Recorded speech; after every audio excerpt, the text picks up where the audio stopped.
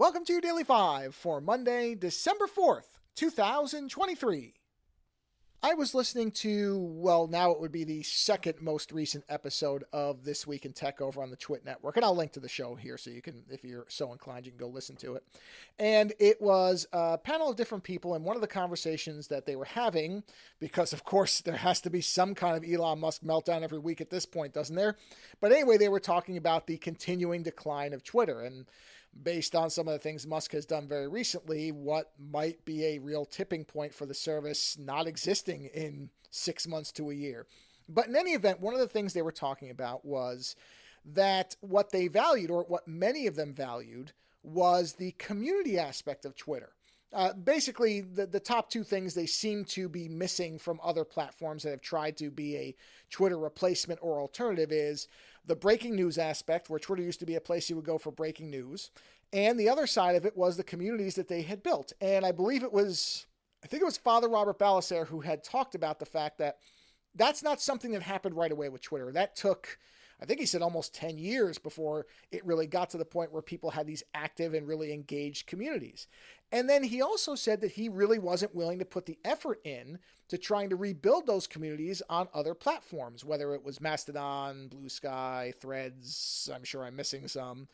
And that really struck me as odd because, I mean, the news part, I don't know how you really recreate that. The platforms will have to have news bureaus and people reporting, and that just kind of organically grows by itself. You don't do anything for that. You don't curate that really. That just happens. But the other side of it, the community side, that is something that is going to require some work. And if in fact that is something, and I think most of the hosts on that show said that they did miss that aspect of Twitter, because of course now it's been completely destroyed. I mean, I am going to start just whittling down my followers, anybody that I follow on there that I'm following on another platform. I gave up on Mastodon. I'm just on Blue Sky now because honestly, the conversation on Blue Sky is more like what I liked out of Twitter. It's more arty and cartoony and comic book based than Mastodon, which feels more journalist oriented or just feels like a bit of a different thing. Not necessarily bad, just not really for me.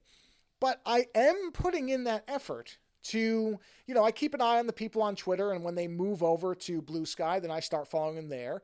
And I am putting in that effort because that is something I miss too.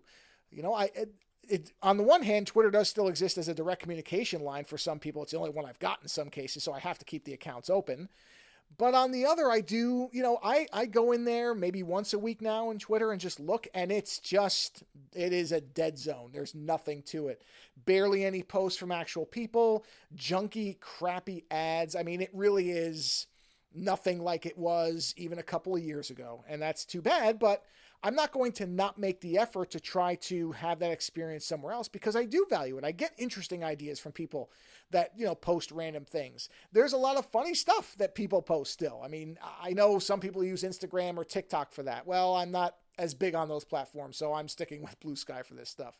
But it is odd to me that people who are lamenting the loss of those communities on Twitter are also saying they're not going to put the work in to try to recreate them. Because the thing is, it doesn't mean it's just going to be the same thing again. It might actually be something better. Maybe the experience of Twitter imploding, whatever term you want to use, will make the communities built somewhere else better communities because people will see how it can go wrong and people will be more appreciative of that thing that they took for granted for a while. I mean, it's a hope. I don't know, but I don't know.